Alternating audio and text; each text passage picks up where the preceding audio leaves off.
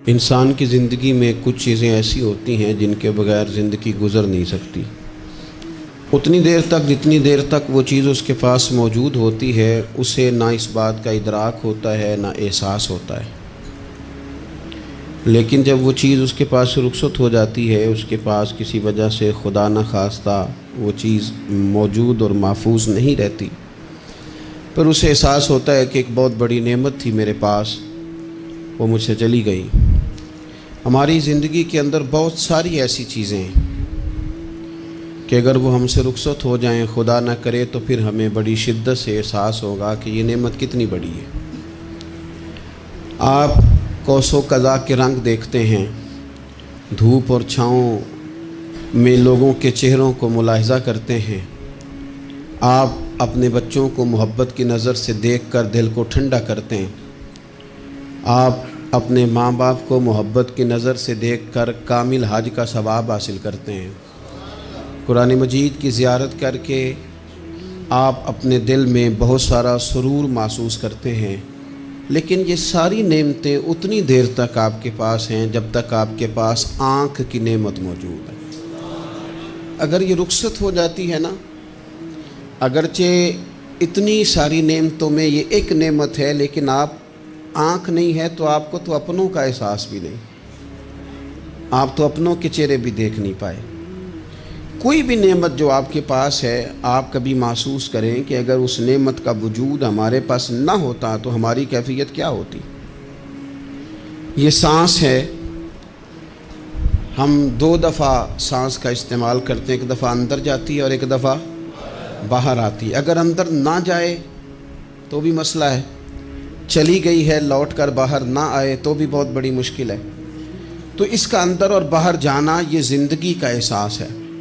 اگر کبھی سانس اکھڑنے لگے اور آپ کے سینے میں آپ کی سانس اٹکنے لگے تو ایک بہت بڑی تشویش ہے، ایک بہت بڑی آکسیجن ہے، پوری طرح سے انسان کو قید کر دیا جاتا ہے، اور وہ کہتا ہے کہ میرا تو سارا وجود سلامت ہے، ہاتھ کام کر رہے ہیں، پیر کام کر رہے ہیں، آنکھیں کام کر رہی ہیں، زبان کام کر رہی ہے، سب کچھ ٹھیک ہے، صرف سانس اکھڑ گئی ہے۔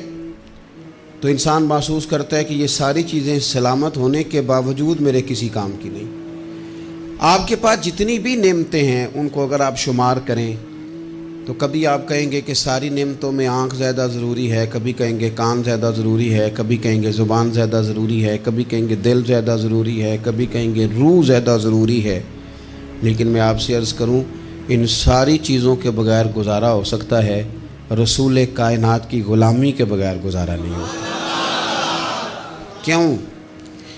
اس لیے کہ اگر حضور کی شفقت نہ ہو، نبی پاک علیہ السلام کی رحمت نہ ہو، وہ ابن القیم نے ایک جگہ پہ کہا تھا کہ یہ حضور نے ہمیں انسان بنایا ہے، یہ نبی پاک علیہ السلام نے انسانیت کے اسباق پڑھائے ہیں، اخلاقی رویے کیا ہوتے ہیں حضور نے بتلائے ہیں، اگر حضور کا کرم نہ ہوتا تو انسان ایک دوسرے کو کاٹ کے کھاتا۔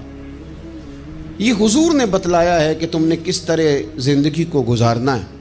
محبوب کریم علیہ السلام کا وجود نور ایک ایسی چیز ہے کہ اگر وہ کائنات سے معاذ اللہ سائڈ پہ کر دیا جائے تو اس کائنات کا قائم رہنا کسی صورت بھی ممکن ہے ہی نہیں۔ اسی لیے تو اقبال نے کہا تھا کہ ہو نہ یہ پھول تو بلبل کا ترنم بھی نہ ہو، چمن دہر میں کلیوں کا تبسم بھی نہ ہو نہ یہ ساقی تو پھر میں بھی نہ ہو، خم بھی نہ ہو، اور بزم توحید بھی دنیا میں نہ ہو، تم بھی نہ ہو۔ وہ بڑی بات کہہ گئے ہیں، میں نے بھی اس کو کوئی نہیں کھولنا، کہتے ہیں بزم توحید بھی دنیا میں نہ ہو، تم بھی نہ ہو، خیمہ افلاق کا استادہ اسی نام سے ہے، اور نبض ہستی تپش آمادہ اسی نام سے ہے۔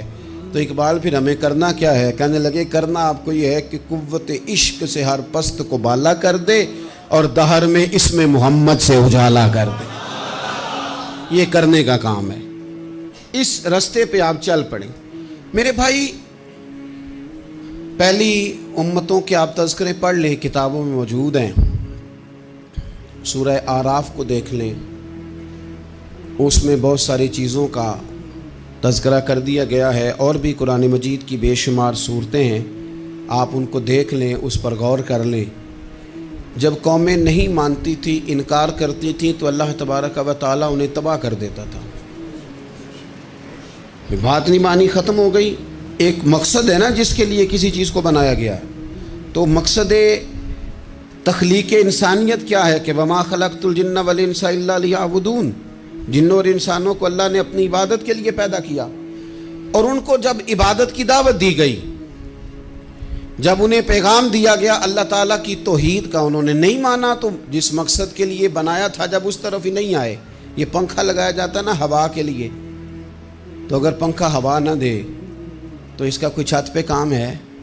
اس کو اتار کے تو آپ سکریب والے کے پاس بھیج دیں گے، بھئی ختم ہو گئی بات۔ تو مقصد جو تھا نا اللہ کی عبادت تھی، تو جب قومیں اللہ کی عبادت کی طرف نہیں آئیں تو اللہ نے انہیں تباہ کر دیا اور صفحہ ہستی سے مٹا دیا۔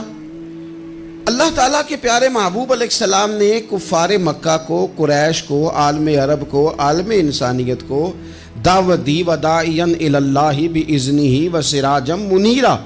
اس منصب پر فائز ہو کر حضور نے دعوت دی۔ جب انہوں نے دعوت کا انکار کیا، حضور نے انہیں عذاب سے ڈرایا، اللہ کے عذاب سے، چونکہ حضور نذیر ہیں۔ انہوں نے یہ کہا کہ اگر آپ کہتے ہیں نا کہ ہم پر عذاب آئے گا تو پھر آپ وہ عذاب لے آئیں، ہم پہ آئے۔ جب کوئی آدمی منہ سے تباہی مانگے، جب کوئی شخص اپنے منہ سے یہ کہے کہ کر لیں جو ہوتا ہے معاذ اللہ، تو اگر تو سامنے والا کمزور ہو تو شاید وہ کچھ نہ کر سکے، لیکن یاد رکھنا کئی دفعہ کمزور ہوتا ہے تو کچھ نہیں کرتا، تو کئی دفعہ مہربان بڑا ہوتا ہے، رحمان اور رحیم کئی دفعہ کرم نوازی کرتا ہے۔ جب انہوں نے کہا نا کہ لائیں وہ عذاب ہے محبوب جس کا آپ وعدہ کرتے ہیں، تو اللہ نے کیا فرمایا؟ فرمایا وما کان اللہ لیعذبہم وانت فیہم۔ محبوب رب کی یہ شان ہی نہیں کہ انہیں عذاب دے، کیوں؟ اس لیے کہ آپ ان کے درمیان موجود ہیں۔ اے محبوب علیہ السلام، اللہ کی یہ شان نہیں کہ انہیں عذاب دے اس حال میں کہ آپ ان کے درمیان موجود ہیں۔ آپ میری بات کو سمجھیں گے، غور کریں گے کہ کافروں کے درمیان اگر حضور موجود ہوں تو عذاب نہیں آتا، تو قیامت میں جب حضور مومنوں کے بیچ موجود ہوں گے، مجھے کہہ لینے دو نا کہ اساں جہاں گناہیاں دا جدوں اعمال نامہ پھرول ہوئے، پھر ذرے ذرے نے سامنے آ جانا ہے، جو جو منہ تھی بولیا بول ہوئے، اساں بھی کول حضور دے بیٹھ رہنا ہے، لکھ عمل ترکڑی تول ہوئے، او دے کولوں بھی رب نے حساب لینا ہے جیڑا بیٹھا ہی محمد دے کول ہو صلی اللہ تعالی علیہ وسلم، او دے کولوں بھی رب نے حساب لینا ہے جیڑا بیٹھا ہی محمد دے کول ہوئے، جس کو کہتے ہیں قیامت حشر، جس کا نام ہے، جس کو کہتے ہیں قیامت حشر، جس کا نام ہے۔ تیرے دیوانوں کے لیے وہ دن تو جشن عام ہے، زیارت ہوگی نا حضور کی، تیرے دیوانوں کے لیے وہ دن تو جشن۔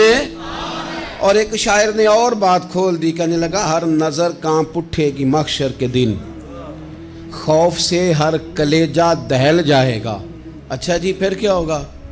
ہر نظر کانپ اٹھے گی محشر کے دن، آنکھیں پھڑ پھڑائیں گی، کانپیں گی اور کلیجے پھٹیں گے۔ منظر ہی ایسا ہوگا، انسان اپنے پسینے میں ڈبکیاں کھا رہا ہے، حساب کا وقت آ گیا ہے اور سورج سوا نیزے پہ ہے، زمین دھڑک رہی ہے، تو کہنے لگے ہر نظر کانپ اٹھے گی محشر کے دن، خوف سے ہر کلیجہ دہل جائے گا، پھر اوڑھ کر کالی کملی وہ آ جائیں گے، پھر اوڑھ کر کالی کملی وہ آ جائیں گے، پھر اوڑھ کر کالی کملی وہ آ جائیں گے، ہر نظر کانپ اٹھے گی محشر کے دن، خوف سے ہر کلیجہ دہل جائے گا، پھر اوڑھ کر کالی کملی وہ آ جائیں گے، سارے محشر کا نقشہ بدل جائے گا۔ میرے عزیز، حضور کے بغیر گزارا، نبی کریم کے بغیر کوئی چارہ، ہمارا کوئی سہارا ہی نہیں حضور کے بغیر، ہم کدھر جائیں سوائے محبوب کے۔ اس لیے نا صحابہ اس بات پر مطلع ہو گئے تھے، وہ نا بڑی بڑی دھیمی دھیمی باتیں پوچھتے رہتے تھے، اطلاع مل گئی تھی نا کہ اصل کرنا کیا ہے۔ تو جو رازدار لوگ ہوتے ہیں نا وہ پھر دھیمے دھیمے راز کی باتیں کرتے ہیں، حضرت انس بن مالک حضور کے خادم تھے. اماں نے دے دیا تھا حضور کی بارگاہ میں. کہتے ہیں میں 10 سال مدینے میں حضور کی نوکری کرتا رہا, تو قریب سے دیکھا تھا نا سارا کچھ. بہت ساری احادیث ان سے مروی ہیں, بڑی چیزوں کو دیکھا تھا, تو ہم سیانے ہو گئے, باتیں سمجھ گئے. قریب رہنے والے لوگ تو قربان پچھانن والے ہیں, تو گل جان گئے گل کھول دے نہیں. تو قریب پہنچ گئے تھے نا, تو سمجھ آ گئی تھی بات کی. تو ترمذی میں موجود ہے, ایک دن حضور سے پوچھتے ہیں یا رسول اللہ قیامت والے دن آپ کو کہاں تلاش کروں. یعنی حضور علیہ السلام سے پوچھتے ہیں حضور میں نا قیامت والے دن, بھئی بات تو یہ نا کہ اعمال ٹھیک کیا جائے, معاملات پر توجہ دی جائے, عبادات کا خیال کیا جائے, جو ہمارے ذمے ڈیوٹیاں ہیں وہ پوری کی جائیں. تو وہ کہتے ہیں حضور وہ قیامت والے دن کہاں تلاش کروں. تو حضور نے بھی نہیں فرمایا کہ تو اعمال ٹھیک کر, مجھے ڈھونڈنے کی کیا ضرورت ہے, کہاں ڈھونڈوں. تو حضور فرمانے لگے مسکرا کے فرمانے لگے, چونکہ قربان پچھانن والے ہیں, تو اے گل جان گئے گل کھول دے نہیں. حضور علیہ السلام سے کہا یا رسول اللہ میں نہ قیامت والے دن کہاں تلاش کروں. تو حضور فرمانے لگے حوض کوثر پہ. یا رسول اللہ وہاں کیا ہوگا. تو فرمایا امت پیاسی آئے گی تو میں جام بھر بھر کے پلاؤں گا, میں جام بھر بھر کے پلاؤں گا. ایسا کہ تیری خیر تیرے میں کدے کی خیر, ایسی پلا کہ جس کا نشہ عمر بھر رہے. اور ایک نے کہا تھا کہ طیبہ سے منگائی جاتی ہے, سینوں میں رچائی جاتی ہے, توحید کی میں پیالوں سے نہیں نظروں سے پلائی جاتی ہے. حضور صلی اللہ علیہ وسلم نے فرمایا حوض کوثر پہ بھی جام پلائیں گے. سیانے بڑے تھے حضرت انس, اور بھلا ہمارا کر رہے تھے. یہ حضور سے پوچھ کے نا تو ہمیں ایڈریس بتا رہے ہیں, کیونکہ حدیث روایت کر دی نا تو ہمیں ایڈریس سمجھا دیے, پتے بتا دیے کہاں پہنچنا ہے, ساری جگہ سمجھا دی. چلیں جدید دور آ گیا ہے, انہوں نے لوکیشن بتا دی کہاں کر کے نا کس جگہ جا کے سٹاپ کرنا ہے کام. یا رسول اللہ وہاں ملاقات نہ ہوئی تو حضور نے فرمایا پھر پل صراط پہ آنا. یا رسول اللہ وہاں کیا ہوگا. فرمایا امت گزر رہی ہوگی اور میں دعائیں مانگ رہا ہوں گا, رب سلم امتی رب سلم امتی, یا اللہ میری امت کو سلامتی سے گزار دے. تو وہاں آ جانا, میں دعائیں وہاں مل جاؤں گا. قربان جائیں. فاضل بریلوی بول پڑے, کہنے لگے خدا کی رضا چاہتے ہیں دو عالم, خدا چاہتا ہے رضائے محمد. اجابت کا جوڑا عنایت کا سہرا, دلہن بن کے نکلی دعائے محمد. اجابت نے جھک کر گلے سے لگایا بڑی ناز سے جب دعائے محمد. رضا اب پل سے وجد کرتے گزریے کہ ہے رب سلم دعائے محمد صلی اللہ. تو عرض کی یا رسول اللہ وہاں ملاقات نہ ہوئی. تو میں نے کہا وہ ہمیں لوکیشن سمجھا رہے تھے, انہیں تو پتا تھا پہلے ہی. ایک قربان پچھانن والے ہیں, تو ایک گل جان گئے گل کھول دے نہیں. تو وہاں نہ ملاقات ہوئی تو حضور نے فرمایا پھر میزان عمل پہ آنا. یا رسول اللہ وہاں کیا ہوگا. فرمایا امت کے عمل تول رہے ہوں گے اور میں ان کے لیے دعائیں کر رہا ہوں گا. میں نہیں جا سکا کبھی بچوں کے ساتھ پیپر دلوانے, استاد کو اجازت نہیں دیتے, کہتے ایک ایگزامینر اور آئے گا کوئی, جس نے پڑھایا ہو اسے اجازت نہیں کہ تو جا. ابا جی کو اجازت نہیں ہوتی کہ وہ ایگزامینیشن ہال میں جائے, وہاں تو کوئی اور لوگ آتے ہیں. یہ بھی عجیب سبق ہے نا کائنات کا کہ سارے تعلیم و تربیت کے اسباق بھی حضور پڑھائیں, رنگ بھی سارا حضور ہی بتائیں, اور قبر کے سوالات بھی سارے ہمیں حضور بتا دیں, اور جب پیپر ہونے لگے تو سرانے بھی کھڑے ہو جائیں. تو پھر کہہ لینا ایک دفعہ پھر کہ وہ دے کولوں کی رب نے حساب لینا, جیڑا بیٹھا ہی محمد دے کولوں, وہ دے کولوں کی رب نے حساب لینا. میرے عزیز ہمارا گزارا نہیں حضور کے بغیر. لوگ اصل میں نا ہمارا مسئلہ نہیں سمجھتے, ہمارا مسئلہ کچھ اور ہے. لوگ ہمیں نا بلا وجہ پریشان کرتے ہیں, کبھی جھنڈے سے, کبھی ڈنڈے سے, کبھی جھنڈی سے, کبھی کسی شے سے, کبھی کسی شے سے. کبھی کہتے ہیں وہ نعت اونچی پڑھ لی, کبھی کہتے ہیں سلام اونچا پڑھ لیا, کبھی کہتے ہیں وہ جھنڈیاں لگا دیں. میں نے کہا آپ کی بات بھی ٹھیک ہے, پر ہمارا مسئلہ تو سمجھو نا, ہمارا گزارا نہیں نا بھائی. جو کسے دا عاشق ہوئے او گالو سے دی. 100 مکر بہانے کر کے میں پوچھے میاں صاحب نو مزار تے جا کے کہ مکر کرنے ٹھیک نے؟ تساں کہنا مکر کردا ہے تے حضور ٹھیک نے؟ تے مینوں لگدا ہے کہ پولا جان دے سے پے کہ سونا راضی کرنا ہوئے تے موڑ ٹھیک نے۔ حضور نے ایک دن کہا تھا، حضرت ابو سعید خدری نے کہا یا رسول اللہ آپ قرآن پاک کی تلاوت کر رہے تھے، قرآن پاک بڑا سونا پڑھتے تھے نا، تو نبی کریم نے سن لیا، اب کیا کریں دلیل دیں گے تو بات مضبوط ہو جائے گی۔ حضور نے سن لیا تو بعد میں فرمایا ابو سعید تو بڑا سونا قرآن پڑھتا ہے، رب کے علاوہ کسی کو دکھا کے عبادت کرنی جائز ہے؟ حضرت ابو سعید خدری کہنے لگے سن رہے ہیں مجھے پتہ نہیں تھا آپ سن رہے ہیں، ورنہ میں نے تو اور بنا بنا کے پڑھنا تھا۔ اب تو مان جاؤ نا، جو کسے دا عاشق ہوے گل اسے دی کرد ہے، 100 مکر بہانے کر کے 100 مکر بہانے کر کے او دے مرنے مرد ہے۔ میرے عزیز ہماری مجبوری ہے، لوگ اس بات کو سمجھتے نہیں، ہماری مجبوری ہے، حضور کا میلاد ضروری ہے، لوگ سمجھتے نہیں بات کو، اس لیے بلا وجہ رٹا ڈال کے بیٹھتے ہیں۔ بھئی ہم نے تو کوئی رٹا ڈالنا نہیں، نہ سیاست کا، نہ دولت کا، نہ اقتدار کا، نہ کسی اور چیز کا۔ سیاست دے جھگڑے اساں چھوڑ دیتے، یہ تے محبت دا جھگڑا ہے، یہ چھڑا کوئی نہیں سکتا۔ تو میرے عزیز ہمارا حضور کے بغیر گزارا، اور نبی پاک علیہ السلام کے بارے میں رب فرماتا ہے وَلَسَوْفَ يُعْطِيكَ رَبُّكَ فَتَرْضَىٰ، محبوب میں آپ کو اتنا دوں گا کہ آپ اپنے رب سے راضی ہو جائیں گے۔ کیا کروں میں اب، یہ آیت اتنی شاندار ہے۔ حضرت امام زین العابدین رضی اللہ تعالیٰ عنہ سے کسی بندے نے کہا قرآن پاک میں سب سے زیادہ امید والی آیت کون سی ہے؟ اس کا خیال تھا لا تقنطوا من رحمت اللہ کہیں گے، اللہ کی رحمت سے نا امید نہ ہونا۔ اس نے کہا حضور سب سے امید والی آیت بتائیں، وہ کہتا میرے ذہن میں تھا کہ یہ والی آیت پڑھیں گے۔ تو امام زین العابدین رضی اللہ تعالیٰ عنہ فرمانے لگے سب سے امید والی آیت ہے وَلَسَوْفَ يُعْطِيكَ رَبُّكَ فَتَرْضَىٰ، رب کہتا ہے محبوب اتنا دوں گا کہ آپ اپنے رب سے راضی ہو جائیں گے۔ آیت نازل ہو گئی تو حضور پتہ کیا فرماتے ہیں صحابہ سے؟ فرماتے ہیں رب کہتا ہے حبیب تجھے راضی کرنا ہے، اور جب تک میرے سارے غلام جنت میں گئے نہ میں نے اللہ سے راضی ہونا ہی نہیں، میں نہیں راضی ہوتا اللہ سے، سارے جائیں گے تو تب تو میں تو کہتا ہی رہوں گا نا قربان پچھانن والے آتا۔ او گل جان گئے پر گل کھول دے، او گل کھول دے نہیں، پتہ چل گیا بات کا، حضور کے بغیر گزارا، حضور کے بغیر کوئی چارہ ہی نہیں۔ اور خود حضور کیا فرماتے ہیں، یہ سنن ابن ماجہ ہے، میرے رسول پاک صلی اللہ تعالیٰ علیہ وسلم ارشاد فرماتے ہیں، حدیث کے راوی حضرت ابو موسیٰ اشعری رضی اللہ تعالیٰ عنہ، حضور فرماتے ہیں کہ اللہ نے مجھے اختیار دیا۔ یا رسول اللہ کس بات کا؟ فرمایا رب نے اختیار دیا میں چاہوں تو آدھی امت بغیر حساب کے جنت چلی جائے، اور میں چاہوں تو اللہ سے اختیار لے لوں کہ یا اللہ مجھے شفاعت کا حق دے، میں سفارش کرتا جاؤں اور تو انہیں معافی دیتا جائے۔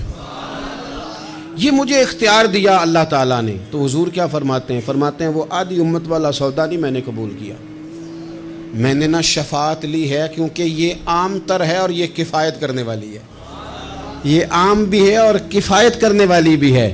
اور حضور نے یہ لفظ کہے، یہ سنن ابن ماجہ کتاب الزہد دیکھیے گا، اس میں روایت مل جائے گی۔ حضور فرماتے ہیں یاد رکھو تمہارا کیا خیال ہے کہ میری یہ شفاعت پرہیزگاروں کے لیے؟ خود جملہ استفہامیہ سے بات کرتے ہیں، تمہارا کیا خیال ہے کہ میری یہ شفاعت جو قیامت میں میں سفارش کروں گا تو پرہیزگاروں کی کروں گا؟ حضور فرماتے ہیں نہیں، میں قیامت میں گناہگاروں کی سفارش کروں گا، میں گناہگاروں کی سفارش کروں گا، گناہگاروں کے لیے عرض کروں گا اللہ کی بارگاہ میں۔ کچھ دن پہلے میں کہیں پڑھ رہا تھا کسی کا مضمون، اس نے تشبیہ کس طرح کی دی ہے مجھے پتہ نہیں، لیکن لکھ دی بات، کہنے لگے ایک وکیل ہوتا ہے ایک شفیع ہوتا ہے، ایک وکیل ہوتا ہے ایک، حضور وکیل نہیں ہمارے، حضور ہمارے شفیع ہیں، شفاعت کرنے والے ہیں۔ وکیل یہ کہتا ہے جج صاحب سے کہ یہ جس کا میں وکیل ہوں نا اس نے نا غلطی کوئی نہیں کی، اسے معاف کر دیں۔ وکیل یوں بحث کرتا ہے، کہتا ہے اس نے کیا ہی نہیں، جرم معاف کریں۔ اور جو شفیع ہوتا ہے نا وہ کہتا ہے مالک اس نے سارے کیے، تو میرے آنے کی لاج رکھ اور اسے معاف کر دے۔ یہ وکیل اور شفیع کا یہ فرق ہوتا ہے کہ شفیع کہتا ہے سونے سارے کیے ہیں، بڑے بڑے پاپ کیے ہیں، پر میں جو آ گیا ہوں تو مہربانی کرنا معافی دے دے۔ میرے عزیز، حضور کے بغیر کہیں بھی گزارا نہیں ہے۔ ہم نے نا جب یہ بات سمجھ لی، اور پتہ ہے نبی کریم صلی اللہ علیہ وسلم نے آگے بڑھ کے خود بھی کئی مقامات پر اس بات کو کھول کر مختلف انداز میں بیان کیا۔ حضرت عبداللہ ابن عباس رضی اللہ تعالیٰ عنہ کی روایت آپ دیکھ لیں، یہ آپ کو مستدرک میں ملے گی۔ حضور صلی اللہ علیہ وسلم فرماتے ہیں قیامت کے دن اللہ تعالیٰ انبیاء کے لیے نور کے ممبر بچھائے گا، ہر نبی ممبر پہ بیٹھ جائے گا، ہر پیغمبر علیہ السلام اپنے ممبر پہ جلوہ فروز ہو جائیں گے، ہر پیغمبر۔ لیکن حضور فرماتے ہیں میرا ممبر خالی ہوگا۔ یا رسول اللہ صلی اللہ تعالیٰ علیہ وسلم آپ کا ممبر کیوں خالی ہوگا؟ حضور فرماتے ہیں میں ممبر چھوڑ کے رب کی بارگاہ میں کھڑا ہو جاؤں گا، اور اس ڈر سے کھڑا ہو جاؤں گا کہیں ایسا نہ ہو کہ میں جنت میں چلا جاؤں اور میری امت رہ جائے۔ میں اپنی امت کی سفارش کروں گا، رب میری امت کی سفارش قبول کرے گا۔ فرماتے ہیں میں اتنی سفارش کروں گا، اتنی سفارش کروں گا کہ جہنم کا دروغہ مجھ سے کہے گا کہ محبوب کمال ہو گئی، آپ نے تو اپنا کوئی غلام دوزخ میں رہنے نہیں دیا، سارے آپ نے نکال دیے۔ کسی شاعر نے بڑی خوب بات کی تھی، اس نے کہا تھا کہ یاد رکھو قیامت کا جو دن ہے نا، یہ قیامت کا دن دراصل ہمارا وقت ہوگا خاص، جب ہم نبی پاک صلی اللہ علیہ وسلم کی بارگاہ میں جائیں گے تو ہمیں سمجھ آ جائے گی کہ دنیا میں ہم نے کئی دوستیاں لگائی تھیں پر جھوٹی لگا بیٹھے۔ ایک دوستی سچی ہے جو مدینے والے کی ہے، وہ کہتے ہیں محمد بوٹیا جھوٹا ہی جاگ سارا، یہ سچیاں مدینے والے دیاں یاریاں، سچیاں مدینے والے دیاں۔ تو نبی پاک صلی اللہ علیہ وسلم کے بغیر نہ دنیا میں گزارا ہے، نہ قبر میں گزارا ہے، نہ آخرت میں گزارا ہے۔ اب ایک سبق ہے، وہ سبق بھی آپ نے ضرور یاد کرنا ہے۔ جس شخصیت کے بغیر ہمارا گزارا نہیں، نہ قبر میں، نہ حشر میں، نہ پل صراط پہ، نہ میزان عمل میں، نہ حوض کوثر پہ، تو ہمارا ان کے بغیر دنیا داری میں گزارا کیسے ہو جاتا ہے؟ ہمارا تجارت بھی حضور سے سیکھیں، گھرداری بھی حضور سے سیکھیں، شادی بیاہ کے طریقے بھی حضور سے سیکھیں۔ جب گزارا نہیں حضور کے بغیر تو پھر زندگی کے سارے سلیقے حضور سے سیکھیں، پھر ادھر ادھر جانے کی ضرورت ہے۔ حضور کی سیرت کو پڑھیں، سوانے کو پڑھیں، حیات مبارکہ کا مطالعہ کریں۔ یہ جو ہم میلاد کا جلوس لے کے نکلتے ہیں نا، جب ہم نے نا بہت ساری چیزوں کو سطحی سا سمجھ لیتے ہیں معاذ اللہ بعض اوقات۔ یہ جب ہم میدان میں نکلتے ہیں نا، میلاد کے جلوس میں حضور کے نام کا نعرہ لگاتے ہیں، تو ہم نا للکارتے ہیں اس نظام کو جو نظام حضور سے پہلے تھا۔ امیر غریب کی تقسیم تھی، ذات برادری کی تقسیم تھی، چھوٹے بڑے کی تقسیم تھی، گورے کالے کی تقسیم تھی۔ ہم جب میدان میں نکل کے نعرہ لگاتے ہیں تو ہم اس نظام کو للکارتے ہیں، ہم کہتے ہیں وہ نظام نہیں چلے گا، اب حضور کا میلاد ہو گیا ہے۔ اب نظام وہ ہے کہ جس پلیٹ میں ابو بکر صدیق کھانا کھائیں گے اسی میں بلال حبشی بھی کھائیں گے۔ اب نظام وہ ہے کہ اگر غریب آدمی جرم کرے گا تو سزا ملے گی، تو اگر گورنر کا بیٹا جرم کرے گا تو سزا اسے بھی ملے گی۔ اب حضور کا نظام آ گیا، ہم اس نظام کی طرف بڑھتے ہیں۔ اپنے آپ کو حضور کے قدموں کی طرف مائل کریں۔ میلاد صرف 1 سے 12 ربیع الاول تک نہیں، میلاد سارا سال ہے، ذکر میلاد سارا سال ہے، میلاد کی محافل سارا، اور میلاد صرف مسجد میں نہیں، گھر میں بھی ذکر میلاد، دکان میں بھی ذکر میلاد۔ ذکر میلاد سے مراد حضور کی تعریفیں، نبی پاک کی شانیں، حضور کی باتیں، آ میرے دل آمنہ کے لال کی باتیں کریں، چہرہ والشمس کے اجلال کی باتیں کریں، اپنی طبیعتیں حضور کے ساتھ لگائیں، اپنے آپ کو حضور کے قدموں سے وابستہ کریں اور عشق کریں نبی پاک سے۔